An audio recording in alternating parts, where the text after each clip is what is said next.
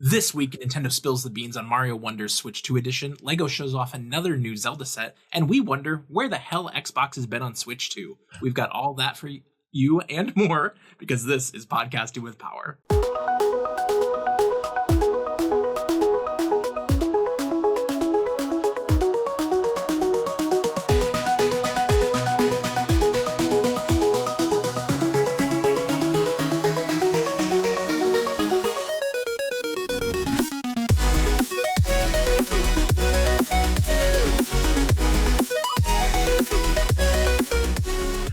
Welcome to Podcasting with Power, your weekly source for Nintendo and video game news, reviews, and deep dive discussion. I'm Zachary Davis. That's Jordan Carlson over there. How you doing? Oh, man, I'm doing so good. How are you? I know, I broke up right in the middle of the rigmarole. I'm sorry about that. Threw you off. No, I'm good. But hey, if you like what we're doing over here, help us grow by tapping the subscribe button, leaving a comment, and following us on social media at Pod with Power. All the links you need will be on screen, and they're in the description of this episode. We've got a lot of interesting news stories today, and we're gonna talk about Xbox, which has somehow become one of the biggest publishers in video games. We're gonna get to that in a little bit. And I you know what I've been meaning to add in at this point in the show? What? Because there's some people that see the thumbnail and that's what they want to see, right? You know, okay. We're gonna talk about Legos and Yeah, you know, Kensuke Tanabe and stuff, and they don't care about that. So you know, the chapters are in the description, both audio and video, wherever you are. So if you want to skip to the Xbox topic, go right ahead. We don't care. Watch the video. Let us know. Yeah, comment on stuff. But like I said, we're going to get to that in a little bit. For now, though, what have you spent your past week playing? Oh my god. A couple of things. Okay. Something hit you right before the show, and I'm interested to hear what it was. Yeah, it snuck up on me. It was sneaky. So still, you know, doing the whole my god. Oh my god. Why am I spacing out right now? Oh my god. I'll just tell you about the new one, because for some reason I'm like losing my mind. No, the other morning I was kind of screwing around with my handheld, you know, that I've been telling you that I was kind of configuring, and I was like, you know, let's play some DBZ Kakarot, you know. Okay. And I didn't realize how much DLC that we had out for that. it's still coming out, right? Yeah, we There's just got Diana or two, I think, for the new show, right? Yep, which I'm totally checking that out. Cool. But I didn't realize I was like literally at the end of the Dragon Ball World Tournament DLC. Oh, okay, yeah. So I was on the last fight, and I completed it like yesterday morning, and then rolled credits and was like, oh. That's the Goku Piccolo, right? Yeah. Very cool. Okay. And it was a lot of fun, and I haven't played since the HD upscale situation. So that was a pleasant surprise. I had to look it up because when I launched it, Steam asked me, do you want to launch this in HD or do you want to play this the regular version? And I was like, what? Right. So I was like, HD, duh. Yeah, why not? And it was beautiful. It looked really good. And I was surprised at how well it ran. I mean, I've been playing Sparking Zero on the handheld too. Not seriously, but just to kind of see how that benchmarks, and it does well. So it shouldn't be too much of a surprise, but it was cool. So I think I want to go back and play Diama, the first two or the two DLCs that came out for that. So that's probably what I'll use to kill the time until Reanimal come up here, and then Resident Evil. There you go. Yeah, a couple weeks. That's funny. I don't know why I saw this or why it was on sale, but I saw that a Switch code was for Dragon Ball Xenoverse 2 was on sale on Amazon like a week or two ago for like $6. And I was like, you know what? I'm doing it. Yeah. $6, making it happen. I've never played. I remember, which one did you have? You had one of the Xenoverse games. 2. At 2, okay. Because I remember sitting there with you, and I remember we thought it was kind of weird. Yeah. You make your own character, and it's just kind of goofy looking and stuff, but I'm down for that at this point. It's like Temu Dragon Ball Z. You're running around. I had a blast in that game though at that time. It does. It seems fun, and I'm willing to give it a shot. Okay, are you you're gonna do that? I don't know. I have it. Let me know there if you do. It'd be fun. at some point. I'd get on and play that. That'd be a good time. Okay. But I've not been playing that. What I have been playing, I've been playing more Fire Emblem. I'm getting there. I'm almost to the end, I think. Maybe by this time next week I'll have it finished. We'll see. Wow. But the biggest thing I've been playing, I've been completely bitten by the Animal Crossing bug. Oh, It is man. cold. I am in it. I am playing every day. Get I'm out. playing for a long time every day. Oh my! Wait! Whoa! How long every day? I mean, more than it's not just I'm checking in, doing a couple daily things and moving on. It's like I'm playing this for an hour, 2-3 hours at a time. Like, oh my god! Well, because I think I mentioned this last week. Like, I had left off pre having KK Slider come to the island and do the concert, and so I didn't have terraforming. I didn't have access to a lot of the stuff, Captain's boat tours and things like that. Oh my god! So now that I do, I'm reshaping the island. I'm moving villagers all around. I'm moving people in with the campsite. I've got Tulin and Minoru from Zelda in there. Oh. They both live in my town. With the help of all of my Zelda amiibo. Glad I have those. And yeah, it's been cool kind of playing all the stuff that I've missed over the past 4 years, however long ago it was I last played, and the new stuff, which I think is pretty cool. I'm having fun with the hotel and designing those hotel rooms. And it's pretty cool seeing, every time I log in now, I've got just random villagers in my town because they're tourists. They're staying at the hotel, and they're just kind of bopping around, going to the shops, looking at stuff. And it's interesting. It feels a lot more alive now, and I think that's cool. Okay. So how long did it take you to get to like the terraforming stuff, like all that? How did you? So I mean, I had played a lot years ago. It probably took, I don't know, 3 or 4 days into coming back to it. I had a 1-star island. I needed to get to 3. So I had to move some villagers in. I didn't have a high enough population, and I needed to decorate a bit on the island. So okay. I kind of knew, it was very focused. It wasn't really a trial and error thing. It was like, this is what needs to be done. I'm going to do this the most efficient way possible.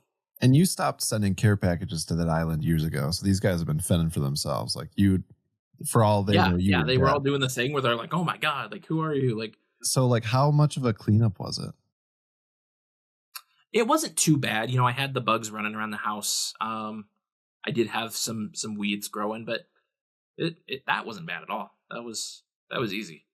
I had that all done within, I don't know, half an hour. Really? I don't know why I feel like I'm intimidated to go back because I just don't know what I'm walking into. And like, I know that's so stupid because it's not that bad, but I just don't want to deal with it. So are you in that post game? Like you have terraforming and all that stuff? No. Okay. No. Well, because I did, part of this new update is Resetti he'll like reset all your items on the island and put them in your storage, that kind of stuff, help you clean up. He gave me the spiel on that. Leaf, the gardener, was in my town today, and he was all like, I can do some weeding for you. And I was like, okay, I don't need it now, but if I had, that would have been nice. Throw him a little chunk of change, and he cleans that up. But yeah, I'm really enjoying it. I'm back. Yeah, I want to check it out. I've been saying that I haven't done it, but I'd like to. And I mean, I believe pretty much all of the stuff I'm really utilizing is all part of the free update. Yeah. Not the Switch 2 edition. Because I'm not using the megaphone to call villagers to me to summon them. I'm not playing online with people, so I don't use the like 12 player online lobbies, stuff like that. It's one of those things where, like, when I first booted it up, I had it on the TV, and it was, how I remembered it. Now that I have the Switch 2 edition, yeah, it's in 4K. It doesn't really feel that different. It does feel noticeably different handheld. But again, that is part of the free update. Yeah. So, but I noticed that as soon as that was in there, I'm like, oh, this looks so much better than it did the day before. Man, cool. Yeah. So yeah, you don't even need to pay the $5 to enjoy it. I think you can just give it a shot. I will. I wanted to give you an update too. I told you my buddy came back from Japan. Yes, that's right. So I got some cool little goodies. Okay. Little show and tell. Yeah, a little show and tell. One of them. So this initially sounded like it was going to be not so nice, but it's a water bottle. Okay, I like that. Tears of the Kingdom. Yeah. And usually when I see water bottles like this, I'm like, oh, it's going to be really cheap, you know? And it's not, dude. It's got like this little seal on the top, like in the lid. Like this is a nice that's great bottle. So like I was stoked on this. I thought it was going to be the Nintendo Tokyo red one. Okay. So I was surprised to see this, but like this is so cool. And there's a lot of bags that only support like the smaller ones. Yeah, that's right. So like I was kind of stoked about it. Cool. I like that. Got a little t-shirt. Little long sleeve boy here. Okay. More tears. Yeah. Okay. With the arm, you know. Nintendo product. Of course. And then the last bit, because I don't want to go grab the mug, is little okay, yeah, I saw you share this. That is for audio listeners there. That is a Japanese copy of The Legend of Zelda Majora's Mask for the N64. So I'm pretty stoked on this. I mean, I know that like we can acquire Japanese N64 games in the States. Like you can find them at some of the stores we like to shop at, but you don't typically see Majora's Mask floating around. So I was going to say, I haven't ever actually seen that one. So that's cool. Yeah. So I'm really curious. Like, I don't really know what I want to do with this. If I want to open it up, like, I mean, it's obviously been opened. But I like it in this little packaging, but I want to pop it in my analog 3D. And I was going to ask if that is region free, because I know that won't play in like an N64. Yeah. Here, but the 3D will play it. So I'm really curious to do that. I kind of want to. I just want to check it out, you know? Yeah, that's cool. Yeah. That's my little very cool. Haul. Yeah. Yeah, that is a good haul. So I have 6 Nintendo news stories for you this week. Are you ready to dive into those? Yeah, let's do it. All right. Story number 1 is actually going to be a trio of articles, but they're all the same thing, same subject matter. So story number 1, Super Mario Bros. Wonder plus Meet Up in Bellabelle Park arrives on Switch 2 in March. This is by Jim Norman at Nintendo Life. After its rating earlier this month, Nintendo has today given us another look at Super Mario Bros. Wonder Nintendo Switch 2 Edition plus Meet Up in Bellabelle Park, accompanied by a release date of March 26th. The new trailer showcases a bunch of new features that will be arriving in the 2023 platformer. First up is the Game Room Plaza, a location for some multiplayer mayhem, which will also offer 6 different attraction minigames to be played either locally or online with up to 12 people. The Toad Brigade occupy a new area called Camp Central, where you can participate in training challenges to hone your skills, earn patches, and raise your brigade ranking. The trailer also gives us another look at the Koopalings. These notorious baddies have stolen the Bellabelle flowers and scattered them across the map, so add that to the list of collectibles as you make your way across the levels. Just a little note for me, that sounds like single-player content, which is kind of what I'm looking for from this, so that's nice. Yeah. And speaking of familiar faces, Rosalina is available as a playable character in this Nintendo Switch 2 edition.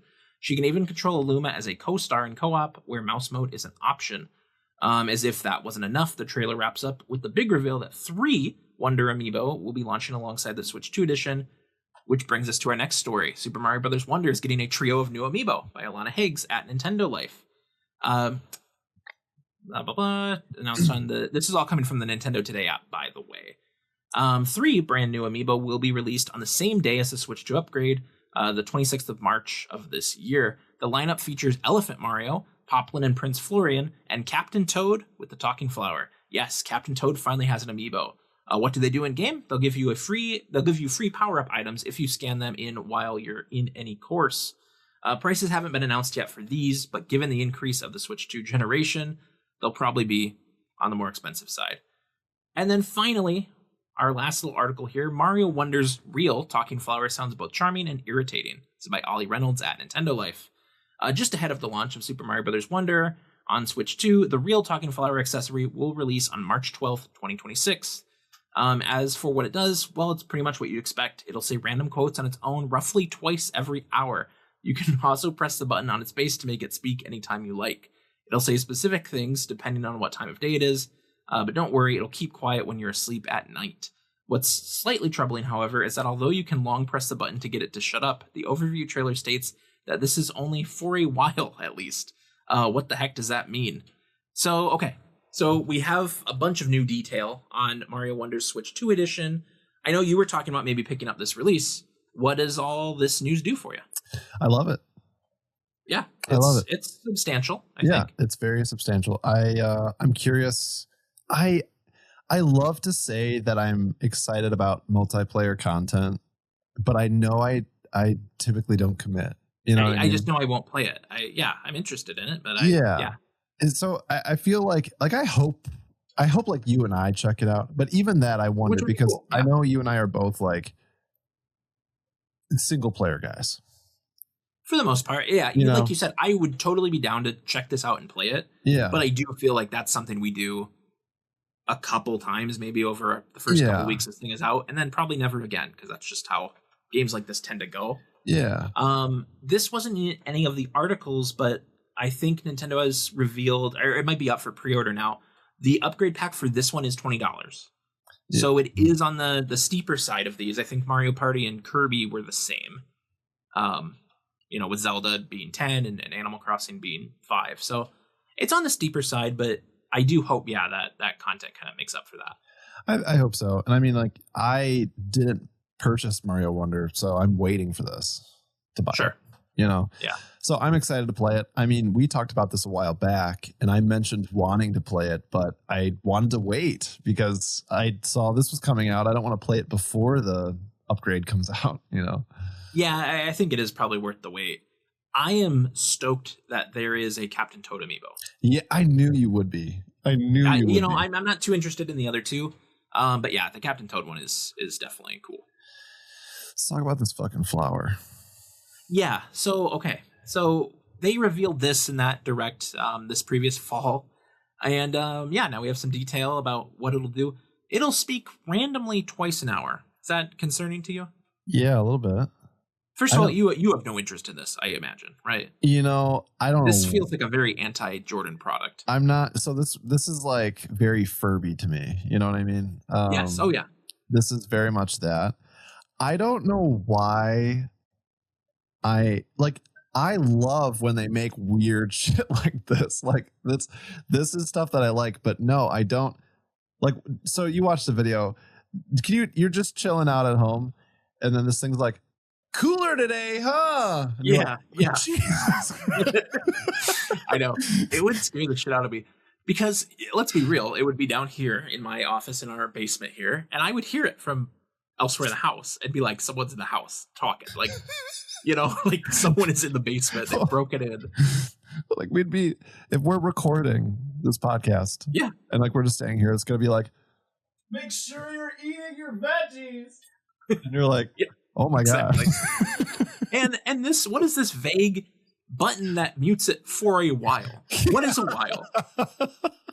How do I make it stop altogether? How long does it stop? Like, I need to know these things before I bring this into my home. Yeah, I don't know. It looks like it's pretty big too. I think so. I imagine it's like what are you?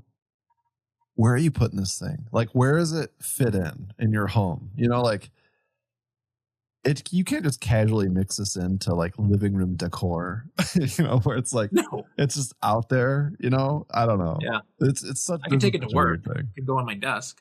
You could go on your desk, but then you're going to be on like a call or something for work. And it's going to be like, hey man. Yeah. It probably doesn't play too nice with Teams, but that's okay. Battery's almost dead. So this article does not mention a price tag for this guy either, like the amiibo. What do you think this is coming in at? Dude, amiibo, I mean those things are going like what, $30? I think the Mario Galaxy ones I think are 40 each.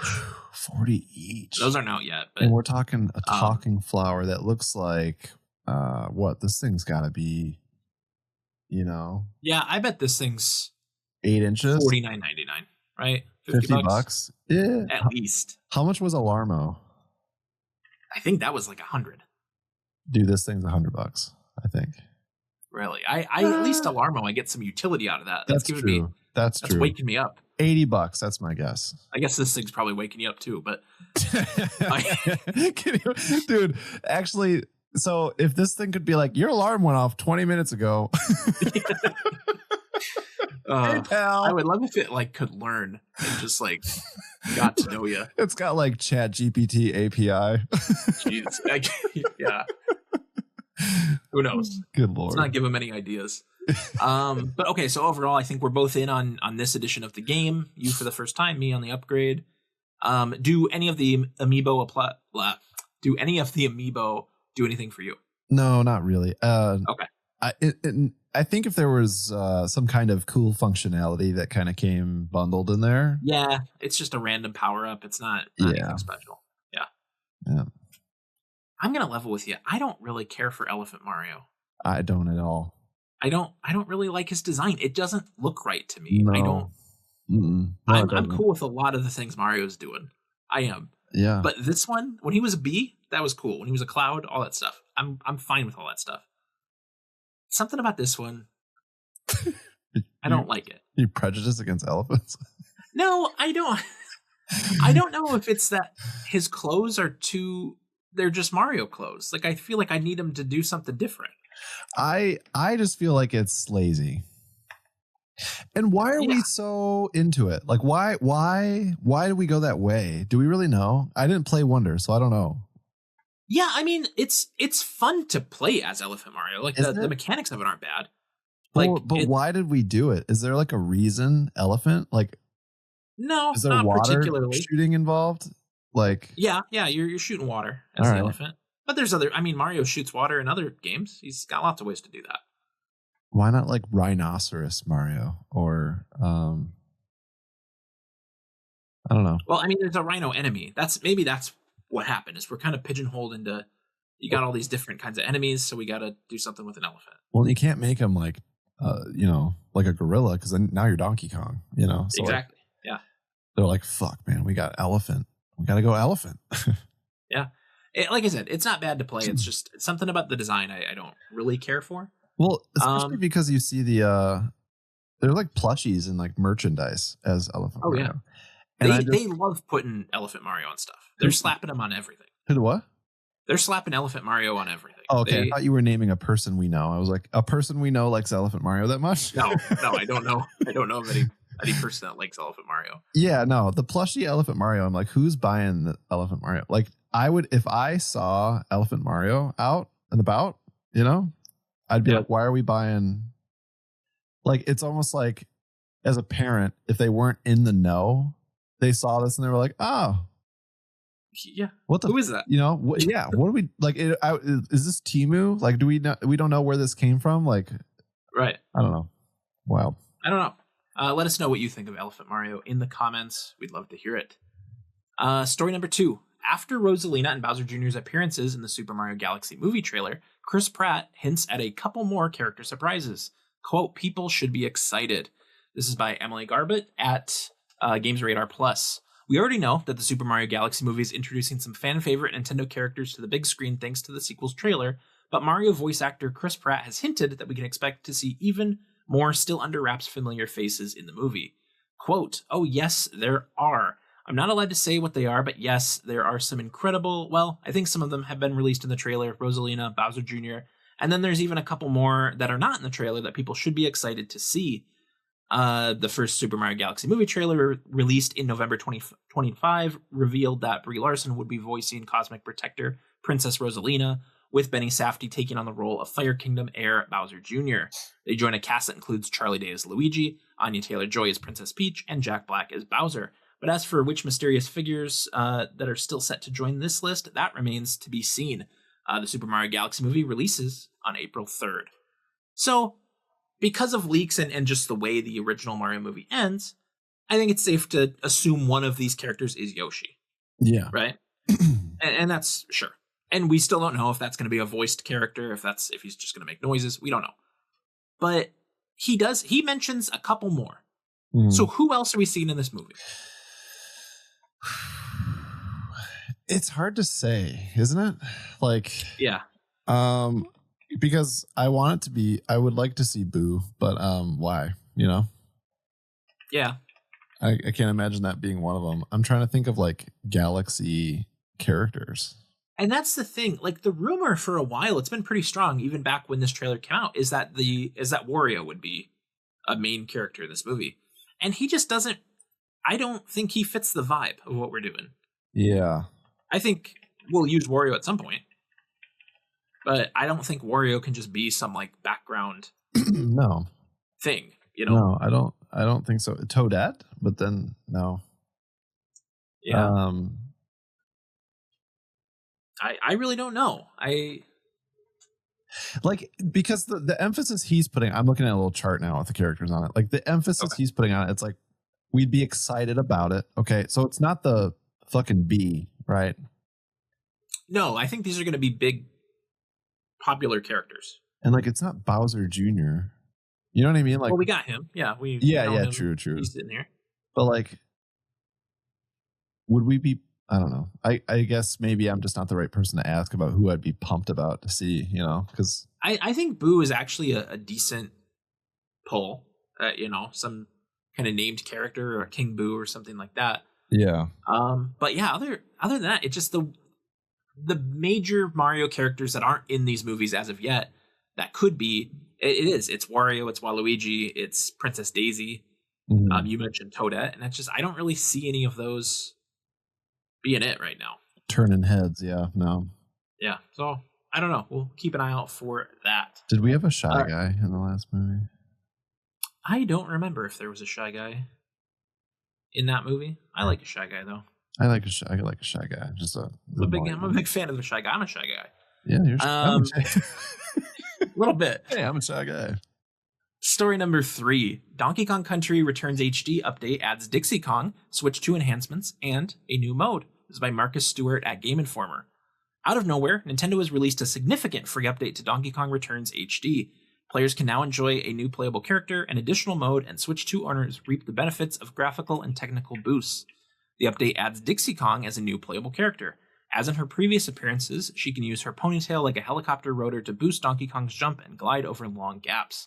Although you can control Dixie, one player will still need to control DK, so it doesn't seem possible to do a Diddy-Dixie team-up a la Donkey Kong Country 2.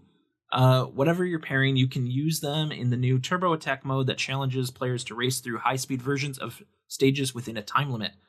Lastly, Donkey Kong Country Returns HD receives Switch 2 enhancements, including improved visuals and faster load times. It also now supports game share, meaning owners can share the game locally with another player who does not own a copy. You can download this free update right now. I don't believe you played this when it came out last year, right? You're not a huge fan of Returns, are you? No, You remember when we talked Donkey Kong? I liked Returns. Yeah, but it's not. It's not my jam though. No, I don't like what we've done to it. I don't. Okay, but your jam is Donkey Kong Country 2. So, yeah, how does it feel to have one of, now I guess both of those characters in Returns? You got Dixie Kong. That's cool. And honestly, like I'd love to play it. I was just watching the update overview video real quick, just kind of glaze over that, and I just cannot believe this game is 16 years old now. 16? Yeah, 2010, I believe. Yeah. Yeah. On the Wii. That's wild business, and. Because if you remember, around July, when we were talking about Bonanza, we were kind of discussing like what Donkey Kong games we really liked. And I remember kind of breaking open Returns. And I was wagering, if you remember, on buying it on the Switch to play it. Yep.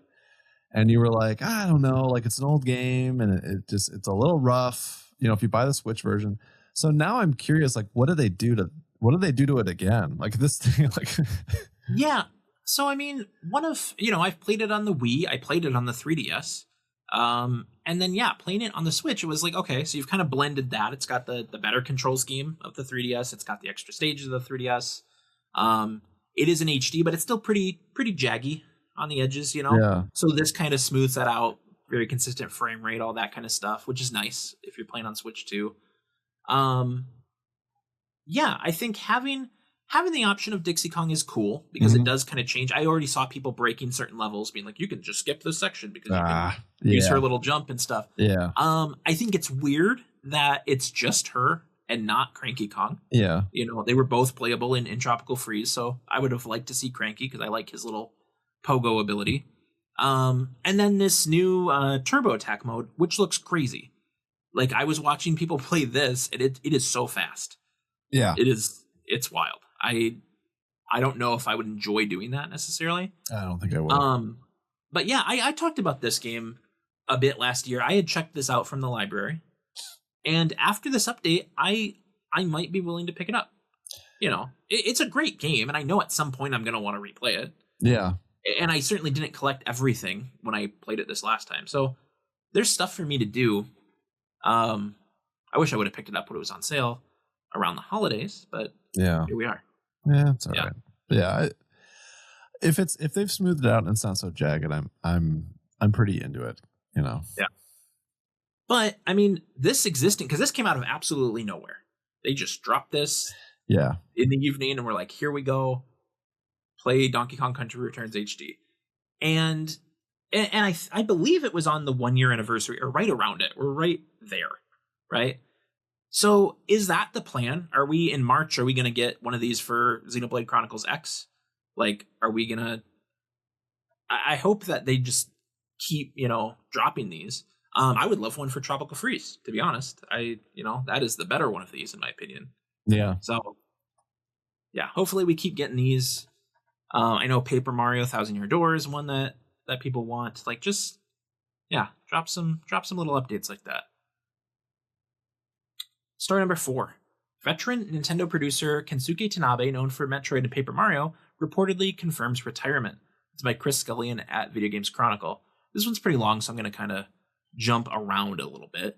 In an interview with Japanese magazine Nintendo Dream, which has been uploaded by a user on Weibo, Tanabe is claimed to have said that Metroid Prime 4 was his last game at Nintendo, and that producer Risa Tabata will likely succeed him should another Metroid Prime game be made.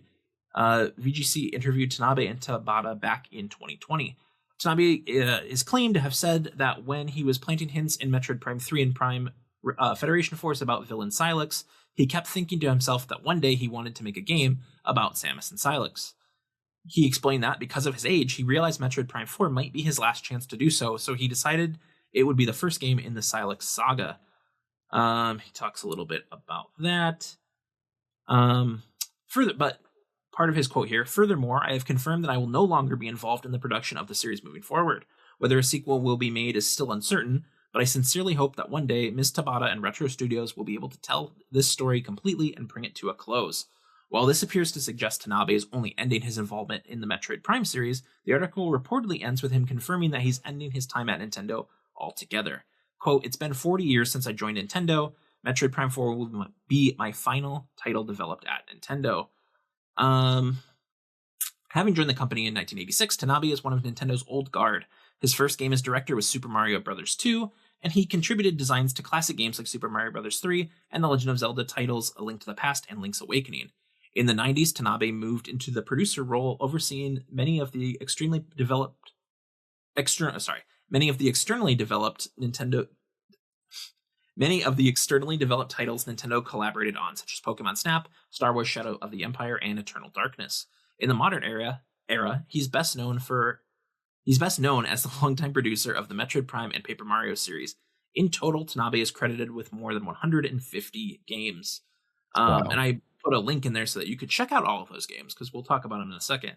At 62, Tanabe is one of the many prominent Nintendo creators from the Famicom and Super Famicom era at or approaching retirement age, including Super Mario creator Shigeru Miyamoto, who is 72, Super Metroid director Yoshio Sakamoto, 65, Mario designer Takashi Tezuka, 64, composer Koji Kondo, 63, Zelda boss Eiji Aonuma, 62, and Super Mario Kart designer Tadashi Sugiyama is 66.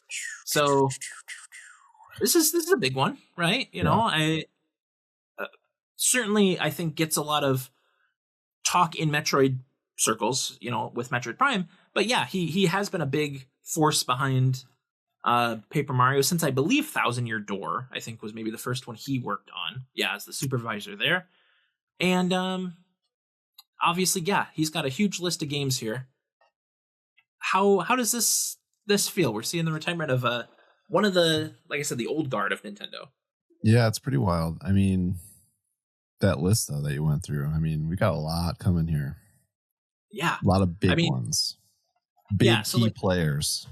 His early days, yeah, we mentioned Super Mario Brothers 2, Mario 3, Link to the Past. But yeah, he's doing stuff on Donkey Kong Country, a bunch of Kirby games. Mm-hmm. They're right, it is a lot of external stuff. It's stuff with, Mario RPG, which obviously was a collaboration with Square and that kind of stuff. And then yeah, from like 2005 onward, he's producing the hell out of these games. Yeah.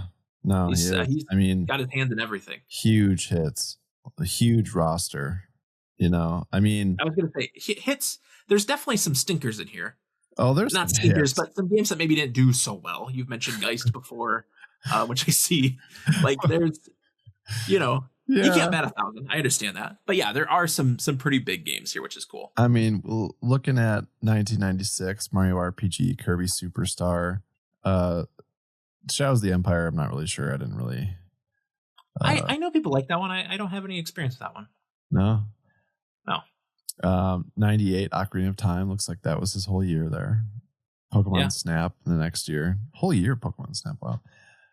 64 Kirby 64 with Crystal Shards. It's funny to see a game like Hamtaro on here. So it's funny, that game comes up, I feel like, all the time when you talk about Game Boy Advance games for some reason. When you look at these lists of the most iconic Game Boy Advance games, I remember this game coming out. I remember the Hamtaro show, as I'm sure you do. Mm-hmm. I was not a Hamtaro fan, though. So this one, does go over my head a little bit. I need to download it, though. So Amanda was a Hamtaro fan. Okay. And I may have mentioned that on the show before, but like the last time we were at Disc Replay, we saw something Hamtaro, and she was like, "Oh, it's Hamtaro," and I was like, "What?" Yeah, Hamtaro time. And I specifically remember this one because I love the title Ham Ham Heartbreak. That is Heartbreak. Title. Yeah. I see Ham Hams unite here. There's a lot of Hamtaro going around. Yeah. But so last game being Metroid Prime 4. Okay, obviously that game took a long time. He's been on that one for a while now. I find it very interesting that he's talking about he's wanted to do this thing with Samus and Silex forever. So he just starts the story and then he dips. Yeah. Like that game doesn't give us a conclusion to that. So, I hope he's, right, and that they do get a chance to make another one. We'll see about that. I know this Miss Tabata that he mentions has kind of been his right hand for a long time. So I don't think things will change too much in that regard if she's taking over kind of his role. But then there at the end of that article, I mentioned some of the other legendary designers that have been at Nintendo, since the beginning of the video game era here. So what do you think? Who's the next one? Dude, so Koji Kondo is huge. That's of course. Big. He's got a lot going on there. So that one makes me nervous. Eiji Aonuma, obviously, also huge. Yeah. Shigeru Miyamoto, huge, obviously, but I'm not sure that I'm as worried anymore as I used to be. No, and he seems a lot more involved with the movies, the theme park, which is good. I think that's great to see him kind of take these characters that he, helped originate and then, kind of blend them into new mediums and make them feel authentic. I think that's a great spot for him. Yeah. I'm curious to see how much longer he does that, but I don't think he's too involved in the video game side anymore. No. And I hope even after, obviously, you got to hang up your hat. We want that for everybody, obviously. It's such a bittersweet, selfish feeling to not want that for somebody, I hate to feel that way. So it would always be a treat. I hope he still is involved or around, or you know what I mean? Yeah, definitely. It's going to be sad when he's not, is I guess all I'm trying to say. It is, though. It's funny because it is kind of scary when you think of Zelda without Aonuma, who I think has been That's a big Was one. his first one Majora's Mask, or was it Wind Waker that he led? Honestly, it was one of those two. I'd have to Google, yeah. But I mean, that's most of them. Yeah. Like Ocarina of Time was the 5th Zelda game. So basically we're talking about everything since then. Yeah. That's crazy. So yeah, I mean, I'm sure someone else can do the series justice, but yeah, it is a little, you're like, I have loved this series and the way it is for 25 plus years, right? I mean, at the same time, though, we might not be getting some of the things that we've always dreamed of because of that, too. So you never know. It's hard to say. That's true. You never know. I bet with him, he's got one more big trick under his sleeve, right? I think you're right. Like, we're going to get whatever the next thing is, and then maybe that'll be it. And that's fine. I'm going to be 40 years old before we see something wild for Zelda, I think. I don't know. I mean, it was almost a decade ago they completely revolutionized it with Breath of the Wild. I think they could do it again. Oh my God. Yeah, next year. It'll be 10 years. Yeah. Oh my God, dude. How'd that make you feel? Gee, 10 years. Holy shit. Yeah. Man. Right. And doesn't that game still feel fresh? Yeah. In a lot of ways, yeah. In a lot of ways, yeah, but it's well, I mean, when we got DLC for it for Switch 2, I'm like, well, duh. You know what I mean? Yeah, right. I know it doesn't feel like it was that long ago, but it certainly was. Goodness God. Okay. So that's a little bit of restructuring there. Let's talk about one that's not so happy. Story number 5. Ubisoft cancels 6 games in major organization restructure. This is by Ollie Reynolds at Nintendo Life. Ubisoft has announced a major organizational restructure to refocus its initiatives and improve efficiency. In a press release, the company confirmed that its plans to, quote, close several studios and, quote, continue restructuring through the group in order to achieve its goals. It reconfirmed the closure of its Halifax studio, along with restructuring at Abu Dhabi, Red Links, and Massive.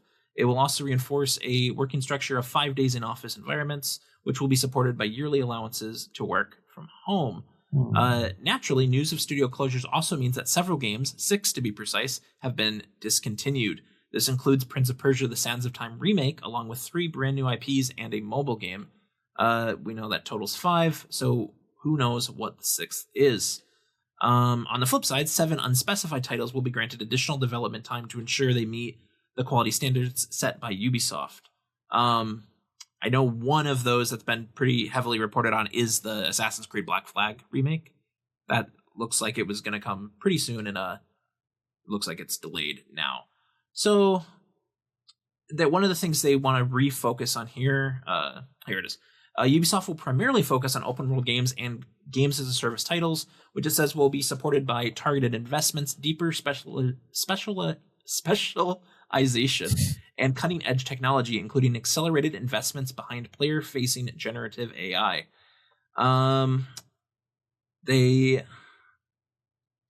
They're going to center around 5 what they're calling creative houses, each of which will be wholly responsible for the game it creates, including development and marketing. Each house will focus on specific genres, and the general outline looks a little like this. Creative House 1 will be the flagship that will focus on Assassin's Creed, Far Cry, and Rainbow Six. House 2, shooters and competitive titles like The Division, Ghost Recon, and Splinter Cell. It's nice to see a shout out to Splinter Cell. We've been waiting on that forever. Oh, yeah. House 3, live service games like For Honor, The Crew, Riders Republic, Brawlhalla, and Skull and Bones. Surprised to see that. House 4, narrative adventures. Anno, Might of Magic, Rayman, Prince of Persia, Beyond Good and Evil. And then Creative House 5 is family-friendly games like Just Dance, Idle Miner Tycoon, Ketchup, Hungry Shark, Invincible, Guarding the Globe, Uno, and general Hasbro games. So this is a mess. This is a big old mess Ubisoft has found itself in. Oh my God. What's going on? What's happening over here? I have to I'm looking through this because that's so much. There's a lot here.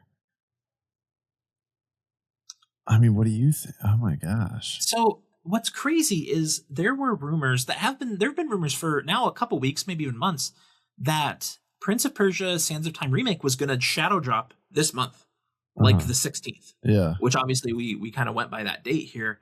So to find out just a couple days after that supposed date that it was canceled is nuts.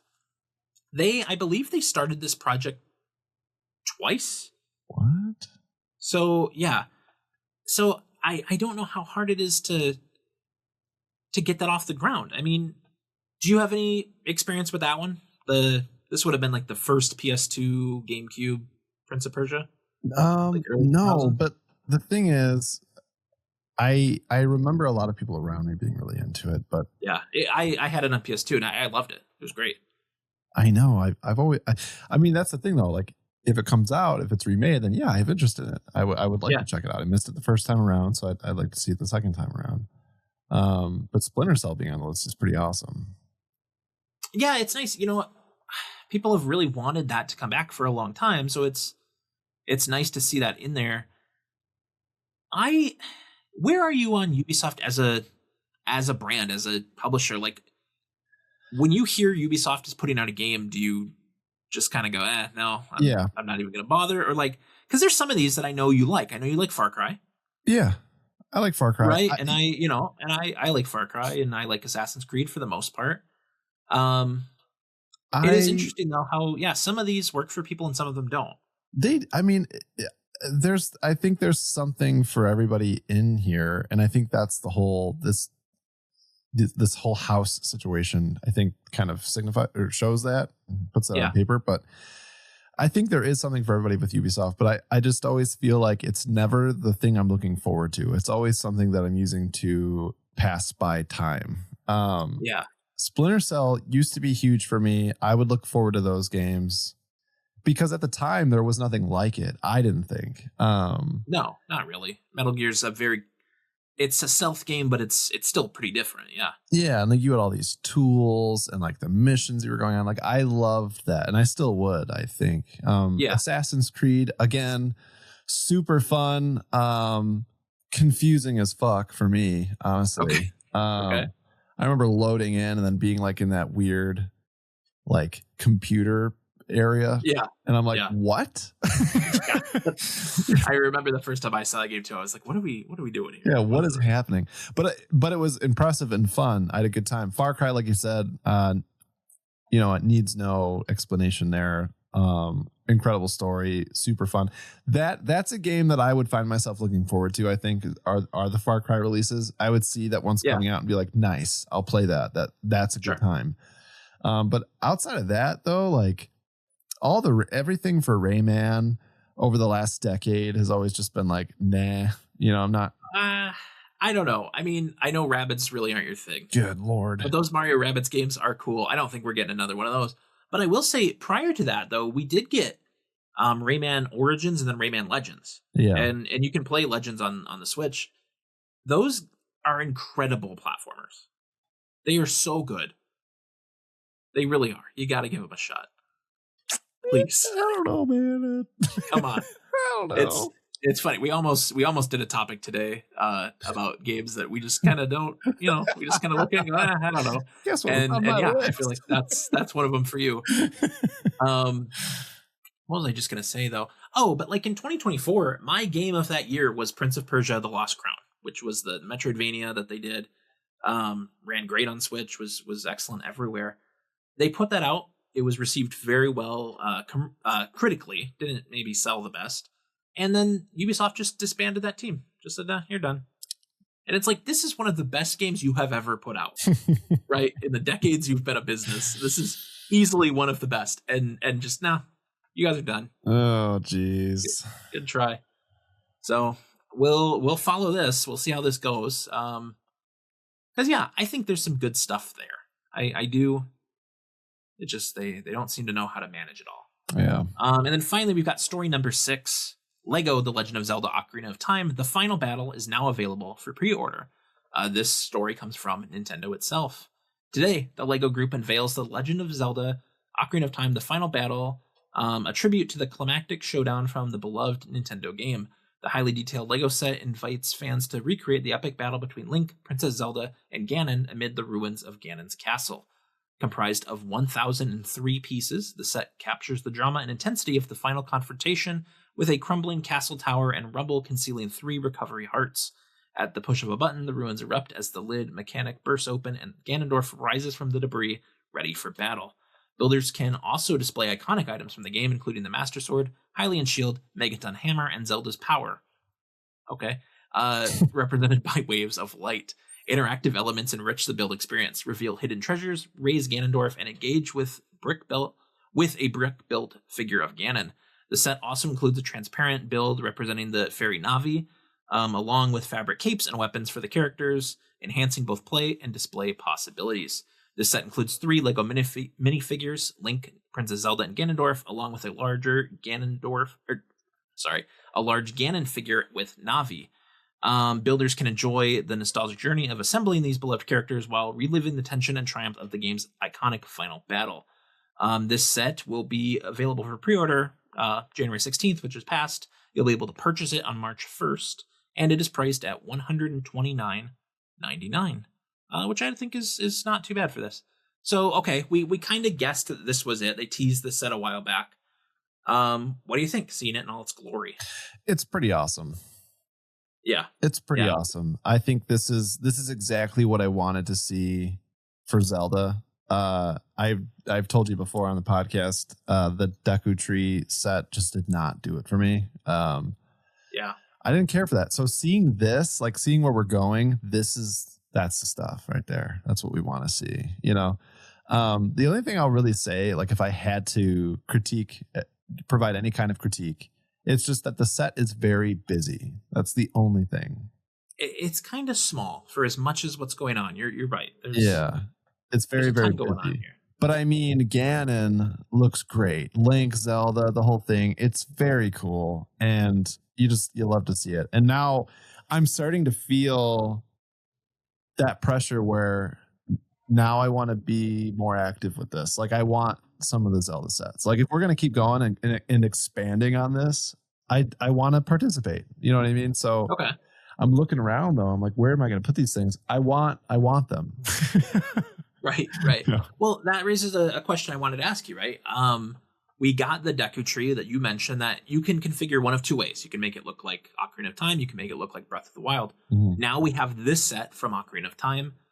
If we were to get more Zelda, are we getting one of those 2 again? Are we getting something different? Or is it just going to be Ocarina of Time forever at this point? You know what would really just spin my wheels is a Majora's Mask set. Woo. That'd be interesting. What would you envision for that? I think it would have to be Clock Tower. Sure. And maybe the Clock Tower would move. Or the giant pendulum thing kind of comes down and does the whole thing where the platform comes up. That'd be wild. Yeah. Well, yeah, even the platform and then have that moon up there. Yeah. Right? Ooh. Oh my God. That'd be cool. Yeah. That'd be really cool. With the little skull kid. Maybe he has a little pole. It looks like he's floating underneath the moon. Like, that would get me. I would love that. So something like that. But at the same time, though, like you said, is that realistically what we're going to see? I don't think so. It's got to be, I think at this point with the 2 we've got, it's got to be pretty iconic imagery, right? Yeah. Like the one I would want is something from Wind Waker. Yeah. Probably on the King of Red Lions, and maybe we could get that, right? Like that's definitely like an image people have of that game, right? Yeah. But yeah, beyond that, I don't really know. Because like Twilight Princess, yeah, like what would they do? I wonder. It'd have to be. You'd have to do a bridge fight with that big guy. They could do that. Yeah. Big guy. And what's he called? He's got a name. I don't know. I want to say Gork, but that's like not it. That's just what I think, It's like something King or something. Yeah. No, I'm joking, but yeah. Yeah. I mean, you take that guy to the cleaners later on. You do. I love that. I love finding him later in that game too. That's pretty fun. Yeah. But yeah, so this is neat, and we don't have to wait too long for it. Like I said, $129.99. Not bad. Which that Deku Tree I believe is like $299. Yeah. Right. So this is a little more manageable. Yeah, a little more economical. Yeah. It's not like that $650 Pokemon set we talked about last week. Dude. As cool as that is. They're like, the fans will dig deep for this thing. We know it. I mean, they know us. We'll do a little bit of out this week here before we get to our main topic. On January 28th, we've got Dispatch for Switch 1 and 2 and Core Keeper for Switch 2. And on January 29th, we have Grid Legends Deluxe Edition for Switch 2. So you can get your little racing fix. I'm very excited for Dispatch. I know we've been talking about that up and down now for weeks, so I won't go too deep into that, but I'm ready for it. It's coming soon. Okay, you ready to jump into our topic of the show? Let's go. Which I feel like we've bounced several things off one another, try to get to this point, but I'm actually really glad that you settled on this one. Okay. So we want to talk about Xbox, and you're probably thinking, first of all, don't touch that dial. All right, I know you want to. Don't do it. Xbox has become, through, some will disagree with maybe the methods of which they've done this, but they've become a major publisher in video games, right? They own some of the biggest franchises ever. Mm-hmm. The stuff they've grown in-house, like Halo and Forza and Gears, and then stuff they've acquired, like Minecraft and Call of Duty and World of Warcraft. Like, they've definitely made some power moves over the years. And recently, we've seen them expand beyond the Xbox consoles and PCs. They're, really making an effort, a push into handheld PCs, kind of like what you've talked about. But also, they're just straight up releasing games on PlayStation 5 and in some cases Switch. But today, the day we're recording this, Xbox did their annual developer direct, which is always pretty cool. They usually show like 4 or 5 games, and they go into deep dives. And this year, we saw Forza Horizon 6, Fable. I can't remember. One of the games is made by Game Freak, the Pokemon studio, funny enough. And I cannot for the life of me remember what it is. It's something Beast of Reincarnation. And that actually looks pretty cool. Very like realistic art style, kind of very different from Pokemon. Wow. And then we got a game from Double Fine called Kiln. And it got me thinking, like, since the Switch 2 has come out, we've seen all of these publishers start to announce that they're bringing their contemporary games to Switch 2, that they're porting their games from the past 2 generations to Switch 2 that maybe couldn't run on the original Switch. And Microsoft, Xbox, seems pretty quiet, right? Uh-huh. Like, we got Tony Hawk last summer, which I thought was a pretty good port. But yeah, we're not getting a ton beyond that. So I know when it comes to consoles, I think we're both Xbox guys when it comes to kind of the traditional console space. What do you think of Xbox as a brand in general, and the idea of those games coming to Switch? So I'm a big fan of Xbox. Like you said, that was my go-to home console growing up, and I would have to say now. It's hard to say honestly though which I prefer entirely these days. Okay. Because the PlayStation has they really do have a lot of good exclusives, and it is arguable for quality. I think you could really go back and forth, and there's things that I appreciate about PlayStation predominantly, like the UI, how things function, that I do appreciate more than Xbox. But the thing about Xbox though is I love its ecosystem. I love being on my computer and having Game Pass between that and my console. I love having the save in the cloud. Like, there's a lot of functionality there that just makes sense for me. So I've found myself very ingrained in how they do things, Yeah, no, I'm with you. I've been playing Citizen Sleeper 2 on Game Pass before it leaves at the end of the month here, and it's been very nice that I can just shut the console down. It goes into whatever they call it, quick resume, and then I can just pick the game up upstairs, and boom, I'm right where it takes a second to sync up, and then I'm good. Mm-hmm. And that's really cool. I love the cloud save stuff, and Game Pass obviously kind of completely changed the way I consume games on Xbox compared to the other platforms. But yeah, I'm a fan. I get that it's not for everybody, but I certainly don't mind what they've been doing. I think they've really come a long way in the past decade, which is kind of when things started to shift this way. So I guess one of the first things I wanted to do is talk about Xbox's presence on the Switch, because it is there. I I know kind of the thumbnail is, where are they? Well, they're here in some capacity. I don't want it to be super clickbaity, but we'll get to that. But I've made a list here of all of the different ways the Xbox brand is on Switch. Now, of course, they do own Bethesda, Softworks, and Activision Blizzard, right? Mm-hmm. And some of these games that we're going to talk about did come post-merger. Some were before, but it's kind of all under the same umbrella now.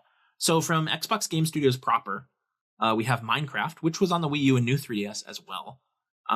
Pillars of Eternity, Ori and the Blind Forest, Minecraft Dungeons, Grounded, Pentiment, and we have South of Midnight on the way. We learned about that recently. From Bethesda, we have The Elder Scrolls Skyrim, Doom and Doom Eternal, Wolfenstein 2 and Wolfenstein Youngblood, Fallout Shelter. We have all the kind of classic ports of Doom 1 and 2 and Quake and Heretic and Hexen. And then pretty soon we're getting Indiana Jones and the Great Circle and Fallout 4 at some point. And then on the Activision Blizzard side, I was amazed by how few there were. I imagine there were a lot, but it's really just Tony Hawk's Pro Skater 1 and 2 and Tony Hawk's Pro Skater 3 and 4, the Crash Bandicoot Trilogy, Crash 4 and Crash Team Racing, the Spyro Trilogy, Overwatch 2, Diablo 2 and 3, and the Blizzard Arcade Collection. And then I almost left these off, but I thought we need to mention that there are a lot of rare games on Nintendo Switch Online, it's funny when you look at them in there, it lists the publisher as Xbox Game Studios, which is funny to see that on like a NES game. Yeah. But on the NES, we've got Battletoads, Snake Rattle and Roll, Cobra Triangle, and Solar Jetman. On the Super Nintendo, Killer Instinct, Battletoads in Double Dragon, and Battletoads in Battle Maniacs. And then on the N64, Banjo-Kazooie, Banjo-Tooie, GoldenEye, Perfect Dark, Jet Force Gemini, Blast Corps, and Killer Instinct Gold. So, I know when I pitched this topic to you, I think I made it sound pretty dire, right? There's not a ton of Xbox on Switch, but now seeing them all in front of you, how do you feel about the support of Xbox on this console that's, like we mentioned earlier, almost a decade old? I think that it's, I mean, like you said, it's here and there. It's just that where there's misses, I think they're pretty big misses. You know what I'm saying? Sure. Yeah. And where we would like to see something large, like it's hard to, like, a great example of this is the Outer Worlds 2. Okay, yeah. You know, we were supposed to get that. Were we not? So the Outer Worlds 1 is on Switch. Yeah. And so I think that one's got to come to Switch 2 at some point, right? Oh, I don't know if that's been announced or anything, but I'm thinking of Borderlands. That's what I'm thinking. You're right. That was the one that that was supposed to happen and then didn't. But but that's another example though. So I'm thinking, like, what's going on with that? You know what I mean? Like, I would have liked to have seen Borderlands. I think, and I told you at the time, that's one that I probably would have I would have been all right with it. You know what I mean? That would have been fine. Throw that on the Switch, kind of see how it goes, like play it handheld. I would have enjoyed that. Yeah. Outer Worlds 2 though, that's one that I was looking forward to actually. Where was that? You know what I mean? So it's like, it's those types of gaps. And I mean, like, we've obviously seen Minecraft, like you said, but I mean, like, even though there is representation and like looking through this list, like I see obviously Skyrim's on there. I don't need Skyrim to get another HD remake for Switch 2. Like I'm not asking for anything like that. I'm more so just saying, like, okay, now that we're kind of getting a little bit, I'm not saying that we're closing the gap on the graphical capabilities of Nintendo versus Xbox. Like, I'm not saying that we are within reach of that gap being so small that it doesn't matter, but I'm just saying, like, it's definitely more in the realm of possibility than I think we have been in the past. And I just don't know why we're not exploring that space more, especially with where we're at right now, you know? Right. And that was kind of, I mean, that you're hitting the nail on the head. That is kind of why I'm asking this question in general, right? Like, sure, the Xbox Series X is a much more powerful piece of hardware than the Switch 2. Just simply is. But the Series S really isn't. Those are pretty comparable. Mm-hmm. And so are the handheld PCs that Xbox is trying so hard to make a thing right now, right? Yeah. And I mean, and they're making, they're making sure their software works on those devices. Yeah. I know Doom the Dark Ages runs really well on the Rogue Ally, for example. I mean, dude, so it's talk about those for a sec. Like I've done a lot of comparison between a lot of these devices. Yeah, I'm sure. And when it comes to the ROG Ally, whatever you want to say, Sure. so some of them are sporting the Z2 Extreme, and most of the current day handhelds are sporting the Z1 Extreme. Okay. There's the Z2, which sucks. Okay. And you'd think it's better because it's got the 2 in front of it. Yeah. But it's so comparable, man. Like when it comes to the handheld space, the Z1 Extreme on Steam hardware is so close to the Z2. With Windows running in the background, I should say. Okay. Because of all the background tasks and things like that. It's really not that crazy. Like in some cases, the Z1 with Steam OS can typically hit more frames than the Windows running in the background. So it really matters like what OS you're running. But when we're talking about like Z2 running SteamOS versus Z1 running SteamOS, we're still talking like maybe an 8 to 10% performance gap here. Okay. Like it's not huge. Yeah. So now we're talking Switch 2, and again, that's a space I need to compare that more. That wasn't really part of my research at the time. Sure. But I can't imagine that gap being huge. No, I mean, we're seeing some pretty incredible ports. As of recording this, Final Fantasy VII Remake is out today. Seems like it runs like a dream. I talked about the demo a bit. Obviously, Star Wars Outlaws and Assassin's Creed Shadows, Cyberpunk. Like, we've got, games for those consoles running on Switch and running well. So it can definitely happen. And, we mentioned that one of the big focuses right now for Xbox and for Microsoft is getting their games on PlayStation 5. They're trying to reach that audience that they just simply don't have on the Xbox hardware. And I don't know why they wouldn't want to do the same on Switch 2, right? Because, I mean, the Switch and Switch 2 user base is also huge.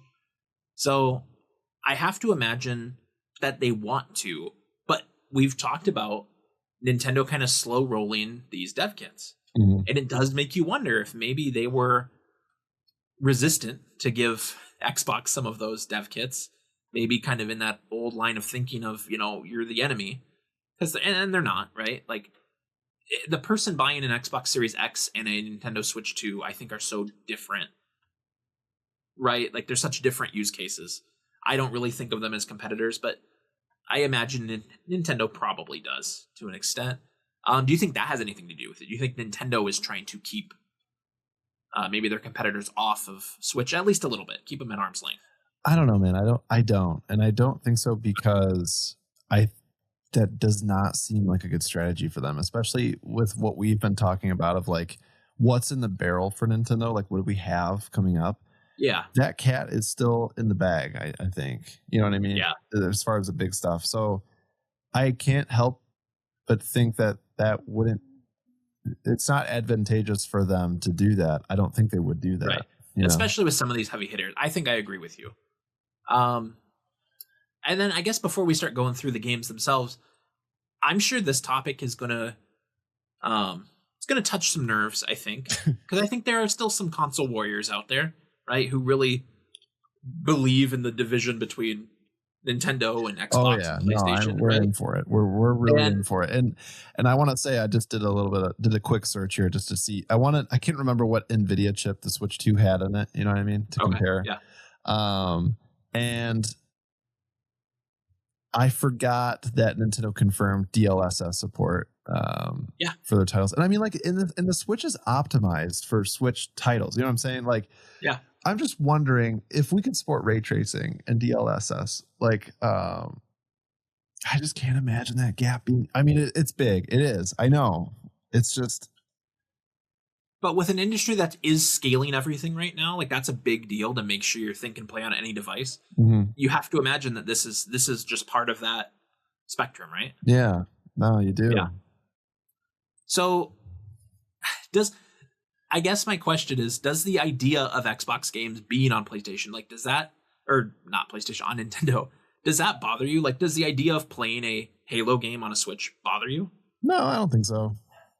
Like, if you had the choice, like a new one came out and launched on both platforms. I mean, if we're being honest with ourselves, No one. No. Wrong. Yeah, I I'm think thinking in the some of wrong the time, way. yeah. I'm thinking in the wrong way. It it would do well. It should exist, and I think people would be. There's a market for it because yes, there are people who the Switch is their console and they want to participate. They want to have fun. They want to play. Yeah. So yeah, And sometimes you just want to take that game on the go. And Yeah. maybe you don't have a Legion Go or a Sure. Steam Deck or whatever it is, right? So Yeah, maybe you want a okay. device that has battery life. I don't know. Yeah, exactly. Yeah. So I have a big list here of, I guess I just kind of consider them the contemporary Xbox games. I didn't go too far back, just kind of this modern era. So I want to go through and I want to see how you, and I'll chime in too, how we feel about these games coming to Switch, if they're a good fit, if we think it would happen, and just kind of look at them that way. So I'm gonna stay off of these first three here that you see on our dock. Yeah. And I'm gonna ask you about Fable. Okay. Right? As a franchise, Yeah. obviously there are 3 Fable RPGs, and we have a new one on the way. They just announced coming this autumn for Xbox and PlayStation. This is one that I really don't see, just because like it does seem like they're trying to hit a certain fidelity. Mm-hmm. Like this one feels like it's complex for the sake of being complex. Like they want to show off what this console can do. Yeah. And so that is kind of one, probably not a great one for us to start on, but I just don't see it on Switch. Maybe an older one if they wanted to maybe put the original Fable. That's a Nintendo move right there to do that. It is, right? Yeah, they'd be like, "Hey, the new one's coming out, but got the old one." Right. Are you a Fable guy at all? Do you have any? I can't say that I am, but like I've been around it quite a bit. We actually, was it Fable? Oh no, you know what? Yes to Fable, but I was going to tell you we had just booted up, but I'm actually thinking of Quest 64. There you go. Yeah. Kind of the next level of Quest 64 right. with Fable. Yeah. So how about Sea of Thieves, which is a game that is still going strong. I'm surprised. I like Sea of Thieves a lot. I enjoyed it when it came out. They've only added to it and improved it. This did come to PlayStation maybe a year or two ago. I think if they can get it running on there, I absolutely think Sea of Thieves from Rare is a shoo-in for the Switch 2. I agree. Sea of Thieves is a blast. This is a game that I wish would have come out years and years sooner, like maybe more in our prime. Sure. Because this would have been hilarious to play with a bunch of people. And especially when we're talking about the Switch 2 and the mic and the camera and all that stuff, perfect timing for a game like that. Yeah. You know what I mean? We've talked a lot about the prox chat games. What a game to bring to the Switch, or to give to those users. You know what I mean? It would do so well. It would do so well. Yeah, I would love to see it. How about Rare Replay? So this is the collection on Xbox One. It's kind of weird because a lot of those games we talked about NSO, they're on there, right? Yeah. No Conquer, weird Conquer. feelings on Rare Replay. Because that was with Banjo. Was that Banjo-Kazooie? Yeah, it had all 3 Banjo games. It had Nuts and bolts. Conquer. It had Perfect Dark. Like it had all the way up to like the 360 era. It had Pinata. I don't see why not. I do think it'd be odd to host the N64 games on Rare Replay on the Switch too. I don't know why. I mean, I guess I do know why. I think it would be weird to do that, but it would be cool. I don't know, actually. I guess I don't really think there's a need for it, personally. The Xbox versions of Banjo and Banjo-Tooie are so good. Like really? They are. Yeah, they look great. They play great. They do look great. Yeah, they're running at 60 frames per second, 4K. Like they save your stuff when you leave the level, which the N64 game doesn't do. Like they're much better versions of those games. Interesting. Yeah, I've never given them the time of day, honestly. I probably should. And maybe they can work something out and they put some Donkey Kong in there, right? Geez. Rare obviously has some legacy with Donkey Kong. So stop it. That'd be cool. That would be cool. I'm not arguing that. That'd be awesome. I would love that. Good God. How do you feel about Microsoft Flight Simulator? Dude. Nerd? No. People really like these. These are a big deal to people. I think of Sky King every time, RIP. Okay. every time Flight Simulator comes out. I think those are cool games, though. I think that I was gonna say all the simulator games, but maybe not all of them. Yeah, they're not quite. It's not quite like that. Yeah. But I mean, I think Flight Simulator has a more targeted audience. I don't know how you'd really pull it off on the Switch, to be honest. Well, I think the last one was like weirdly like cloud streamed. Oh, Like I think a lot of it like wasn't actually running on the device, which maybe has its own host of problems. But I mean, if that's the case, then a Switch could do that, right? I mean, yeah. Yeah. I don't know how it works. I could be completely making that up. I don't know. But if they can, with any of these, if they can make it happen, they're going to do it. Age of Empires and Age of Mythology I threw on here because they do have really good console ports recently. They've brought, there's a new Age of Empires with 4. They brought back Age of Empires 2, brought back Age of Mythology. Like, I don't know. We don't get a lot of real-time strategy on consoles in general, but definitely not on the Switch. So I would like those. I would love to see those. Yeah. I played a lot of Age of Empires as a kid. Like, really? As like a 10-year-old kid on the PC. That's yeah, we had like the original one. Insanity. I don't know. When I see Age of Empires, I'm like, next. Come on. They were fun. Okay, so Hellblade 1 and 2. I saw you highlighted this. I had to remind myself of these games. Okay, yeah. So these are cool. I've played the first one. I need to get to the second one. They're action games to an extent. There's combat, there's puzzles, but it really is about kind of the atmosphere of how they do all the different like psychosis effects, and it's got great audio design and lighting, and they do a lot of cool things with it. I can see those coming to Switch no problem. Psychonauts 1 and 2 from Double Fine. I think it's crazy that Psychonauts 1 has never been on a Nintendo platform. Yeah.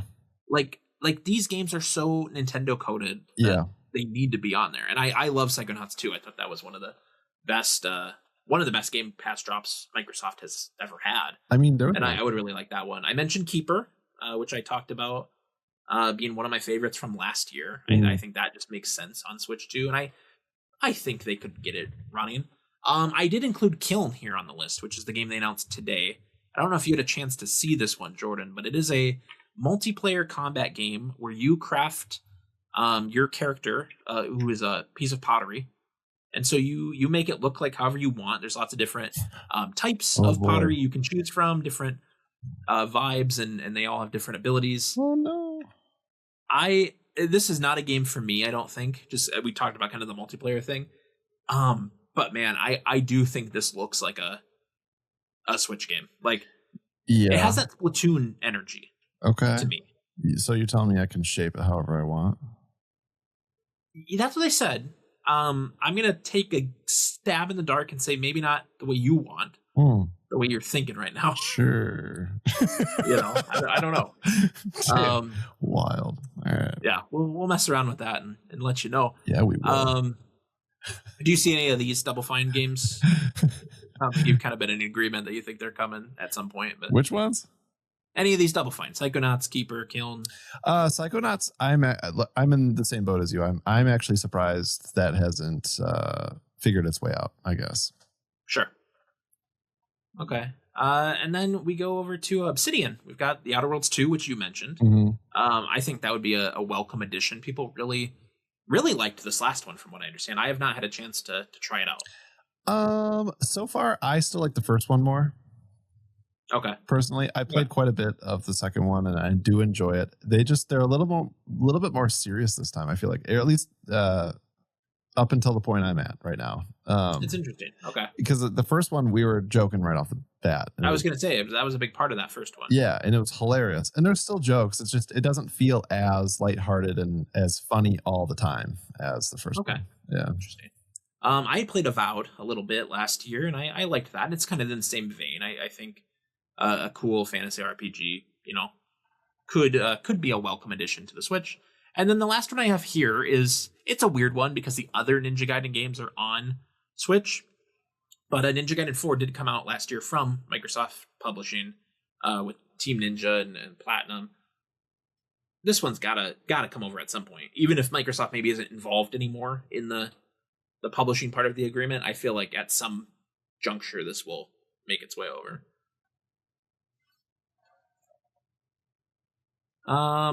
Okay, the Bethesda side. The big one from last year is Doom: The Dark Ages. Yeah. Doom and Doom Eternal are both on the Switch 1 and are both really good ports. So you got to imagine this one's in the works. That's what I'm talking about right here. This is a perfect example because this one's been a minute. So it's not like Borderlands or Outer Worlds. Like this one has been a minute and we're still not doing it. And I love the Dark Ages. That game was great. You have these highlighted, but I do have written down Fallout 3 and New Vegas, as well as Fallout 76, which has kind of had its own resurgence, I think. Yeah. Have you my brother plays a lot of Fallout in general. He's always playing a Fallout game. He just kind of rotates through them. But he plays a good amount of 76. I think about your brother every time I play Fallout.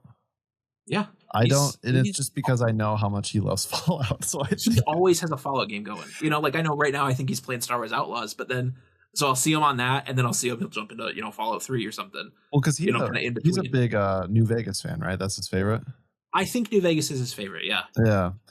But man, oh man, not to spiral that, but like Fallout, I feel like is under a lot of scrutiny right now with the show and like the remakes and what's actually happening with that. And I mean, like I mentioned earlier, we know a Fallout 4 port is coming. We know from some court filings when they acquired Bethesda that a Fallout 3 remake thing is in the works. Yeah. It's got to be.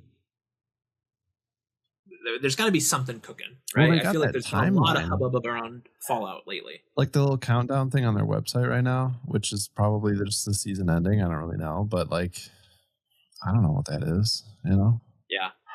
But do you see these games coming to Switch though? Like 76 may be hard because it is a persistent online. But 3 in New Vegas, I do feel like need to be there.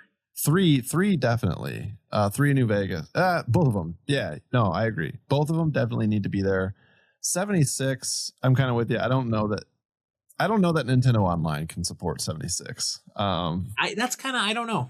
I always wonder with stuff like that. I'm wowed that my Legion S can. Sure. It'll just bop me into a lobby. I'm like, okay, nice, and it works just fine. But Fallout though, it needs to be represented on the Switch. And I mean, like moving down your list, Starfield. Where's Starfield? I know. I mean, Starfield still isn't on PlayStation 5, which I think is crazy. Actually, that's a good point. I didn't think about that. I played a good amount of Starfield. Did you play that one? I did. And I enjoyed it. It's another Fallout or another Bethesda RPG. It doesn't reinvent the wheel, but as someone who doesn't really vibe with Fallout, I like Starfield a lot. Do you see all the mods for Star Wars for that game? Oh yeah. That stuff looks incredible. I have been waiting to devote a weekend to that. Yeah.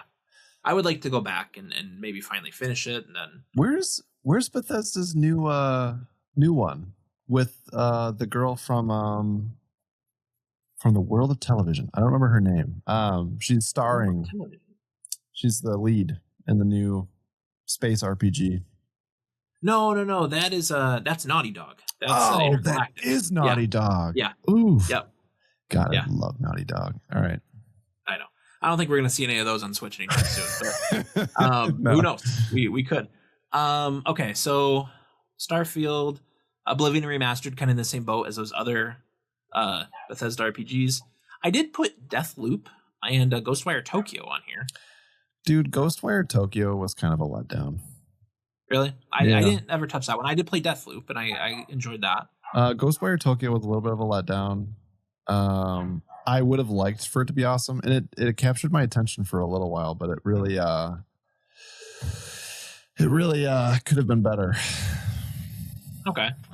What about Hi-Fi Rush? Have you played this game? No, I have not. Because you should play this game. This is a very Jordan game. It's the same developer as Ghostwire Tokyo and The Evil Within, which I believe you'd played a bit of back in the day.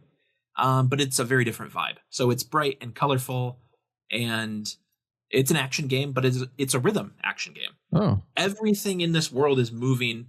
It's all bouncing and dancing around to this beat, and you are attacking on beat, and that's kind of how you do these boss battles and fight these different enemies, and it's very cool. Oh wow, this does look yeah cool. I feel like it's very reminds me a lot of like, well, the art style reminds me of Beautiful Joe. Yeah, definitely has that vibe, which I'm into. I like that. Yeah, and it's funny. It's very well done. And then these next three I have from Bethesda are all kind of the future of Bethesda, and I'm just curious if you think these will come either at launch or somewhere down the line. That's Elder Scrolls 6, which is apparently their next big RPG. Then probably further out than that, Fallout 5. And then from who's doing this one? It's the studio that did Dishonored. Oh. Arcane. Oh. And that's Marvel's Blade. So do you see any of these three games coming to Switch at any point? Maybe the Switch 3 at that point. Who knows? No. Yeah, I mean Skyrim is on Switch. Okay, Skyrim. I'll give you Elder Scrolls, but I think that might be it. Yeah, I don't know. I feel like if Disney and Marvel can convince them to put that game on a big platform, I think they would do it. They're obviously, I think they're a big part of why indie is coming to Switch. Yeah. Right. Maybe Disney wants that money, so I wonder how well this game's going to do. I think it could be really cool. Yeah, I mean, I hope so. I mean, it looks like it. It looks pretty sweet. I admittedly haven't played a lot of those Arcane, Dishonored and Prey. I certainly didn't play Redfall. Prey was cool.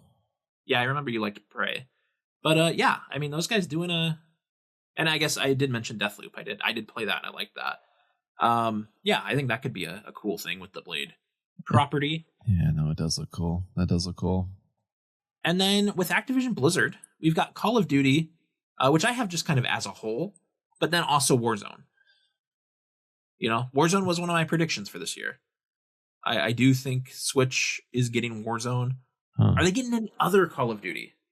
It's if we didn't see it on the Wii U and on the Wii, I would never believe it. Right. But we did. We got a lot of them between those two consoles. Right. So I have to say that I'm not. I'm so doubtful, but I guess I'm not saying it's impossible, but I'm really doubtful. Just because we haven't seen anything else. I'd believe it more if we saw everything else kind of follow suit first. But I don't see Call of Duty falling in line before I see Borderlands coming. You know what I mean? Yeah, something like that. It would feel weird if they were just here's Call of Duty Warfare 4. That'd be strange.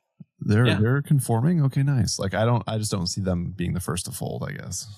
And then the other one that made sense to me from Activision Blizzard was Diablo 4, which I think has to, right? Diablo 3 came to Switch fast. Yeah, that was a big deal. I think 4's got to. I mean, I don't see why not. That's one where I'm I have no idea why they wouldn't. Yeah. So it's got a big expansion coming out in a couple months. They're still very actively working on that. I actually, you know what? I wouldn't. I bet you at launch. I bet you we'll see that at launch. You think so? You think so. We'll get it soon? That's okay. I think so. That'd be cool because those Diablo 4 has cross progression and stuff, so I could jump right into that'd be cool. My characters. That'd be very cool. Okay, so I think we kind of went through a lot of the current Xbox here. Oh, we skipped the big three at the top. Halo, Gears of War, and Forza. Xbox's big three franchises. I think I still don't consider Gears of War it's majorly. Funny. I never have either, but it is sales wise and it's extremely popular. But you're right. I don't think of it the same way I think of Halo. No, not even it. It's weird to put it even next to Halo for some reason. I don't know. And even Forza, I'm I get it though. You know what I mean? It makes sense a lot of money. It's just weird when I think about it too hard, but sure. Well, all three of these, I believe we know or strongly believe are going to come out with something new this year. Uh-huh. Halo Campaign Evolved, a remake of the first Halo, Gears cool. of War E-Day, which is a prequel to the original Gears, and Forza Horizon 4 or 6, as I mentioned. Do you think any of those new contemporary games either come to or launch on Switch 2? I can see Forza launching. For some reason, like Forza Horizon always strikes me as like a very Nintendo one. You know, like so that was interesting today because they did announce a day, May 19th, for Xbox and PC.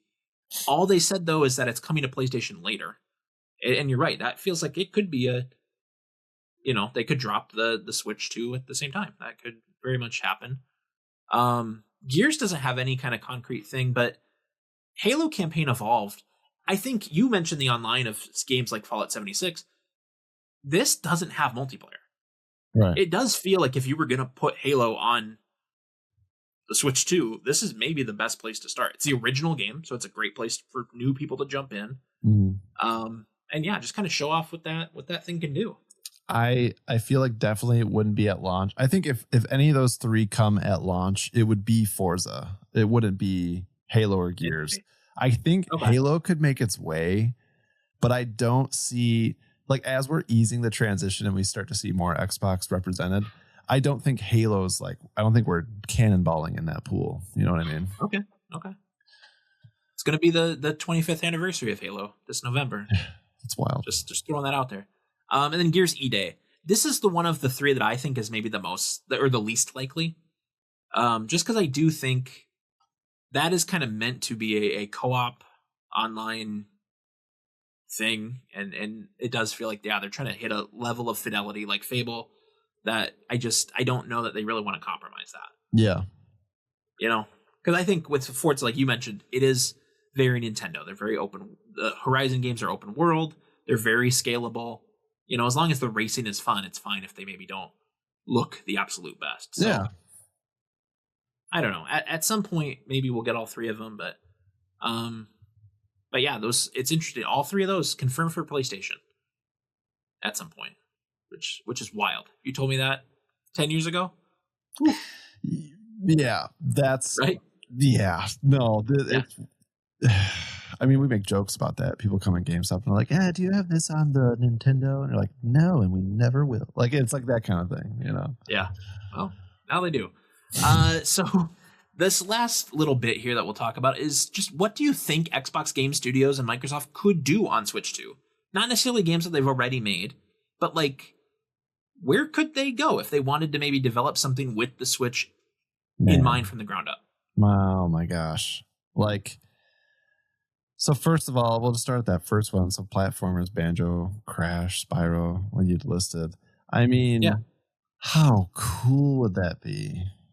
Yeah, so Microsoft now owns 3 of the most legendary 3D platformer franchises ever, right?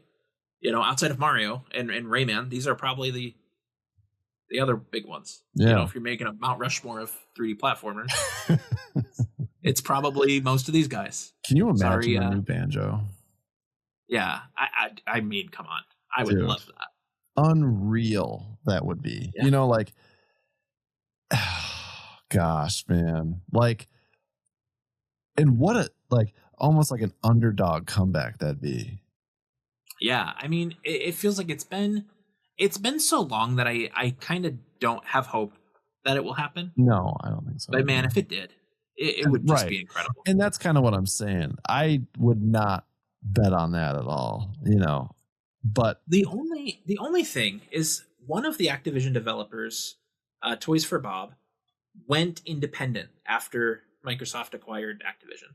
And they're doing their own thing. They're no longer under that umbrella, but they are working on a game for Xbox right now. Interesting. That Microsoft is publishing. And I think the thing is that it is some sort of IP that they own. So, they did Crash 4. They could be doing a new Spyro, or they could be doing a new Banjo. Or it could be another Crash. I mean, it could be that as well. More likely that it's a Crash or a Spyro. Definitely. I feel like Crash is the most bankable, right? I think so. If you were like, which one of these is going to get the most attention, make me the most money, I do think it's Crash. I agree. But that's also the one I want the least of the 3. Really? Damn. I mean, I love Spyro. I know you're not the biggest Spyro fan. No, Spyro to me falls in the same bucket as like I was gonna say Gex. Yeah. Come on, don't disrespect Spyro with Gex. Croc. No, what's that crocodile game on the PC back in the day? Let's Croc. Right? Yeah. Croc. Yeah. That's where we're at. Oh, do not. Come on. Yeah. Croc is like moving around like this. Yeah. Like he has to make full 90-degree turns. Well, hey, dudes, but the Spyro flying animation just being locked in. I don't know, man. You got to play the Reignited trilogy. It's great. It looks beautiful. Great way to play those games. But yeah, I think the platformers that they own, any of those, just make sense. Yeah. Okay. I also have listed here more Minecraft spin-offs. I have no idea how well these Minecraft spin-offs do, right? But they do keep making them. Well, like we have, what is it, Pokopia coming?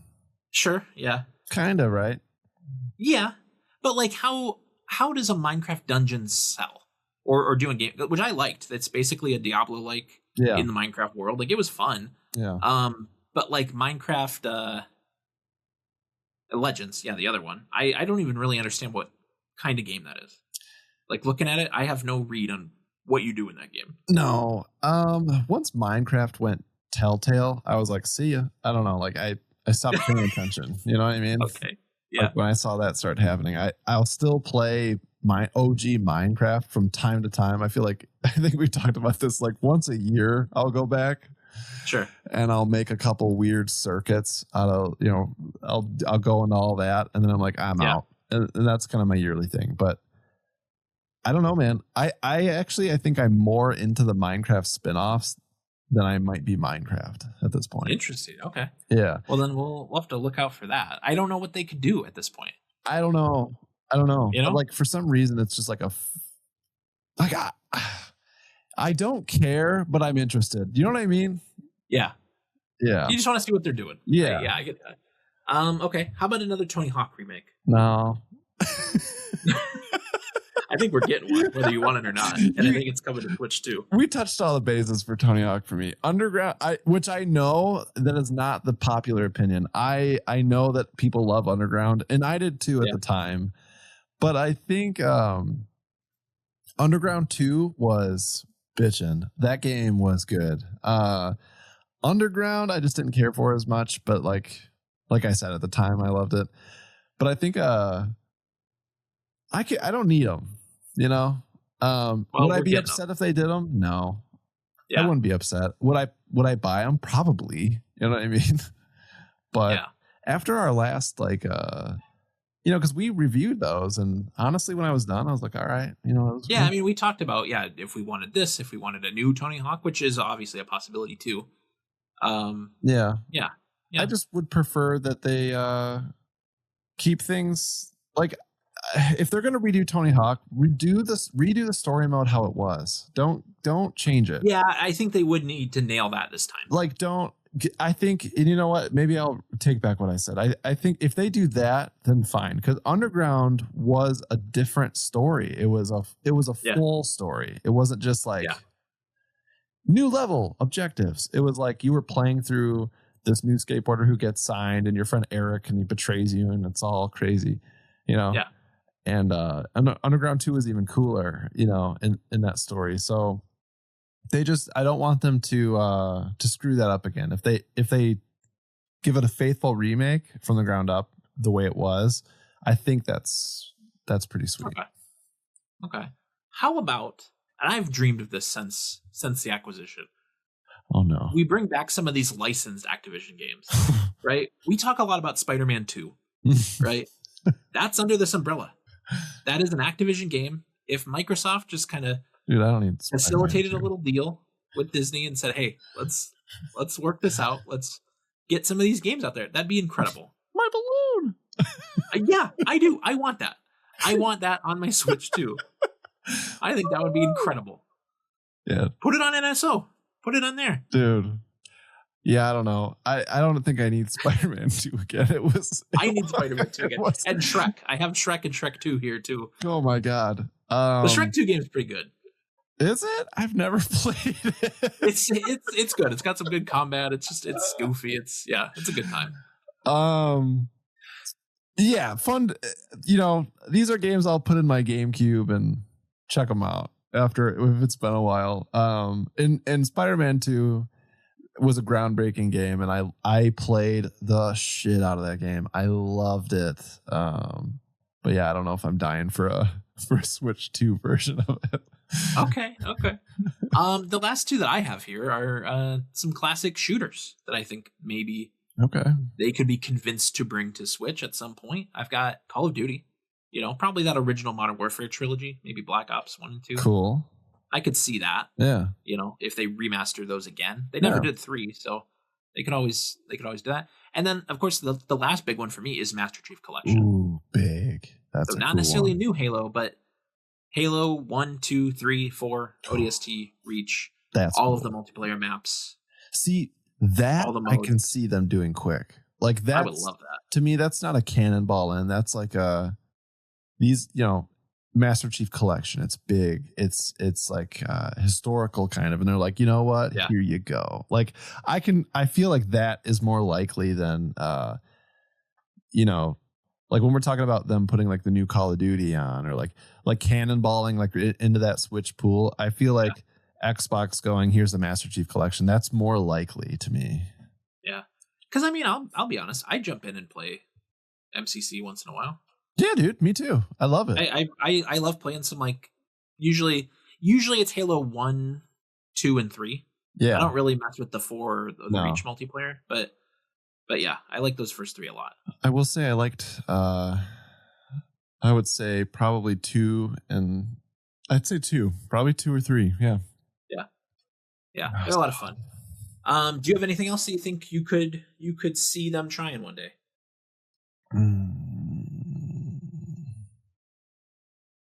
You want Blinks the Time Sweeper? Remember him? I don't think I can think of anything you didn't cover. Okay. Hold on, let me look here. Starfield, Outer Worlds. I put Grounded too. Oh, sure, yeah. As a game that I'm not sure why, especially with the Switch 2, I just don't know why that's not something we're thinking about. But no, overall, I think we covered everything. No, yeah, that was an oversight on my part. I put the first Grounded as being out, but you're right. I did not include Grounded too. Yeah, that'd be a good one. Well, I'm sure, like I said, I'm sure we tickled some nerves with this one, ruffled some feathers. So let us know what you think about Xbox games coming to Switch, their maybe lack of presence so far. We would love to hear all of that stuff. You can help our show out by hitting that subscribe button, leaving a comment, following us on social media at Pod with Power. This has been Podcasting with Power, your weekly source of Nintendo news, reviews, and deep dive discussions. We'll see you next week. Until then, I'm Zachary Davis, and that's Jordan Carlson. Bye-bye. Bye.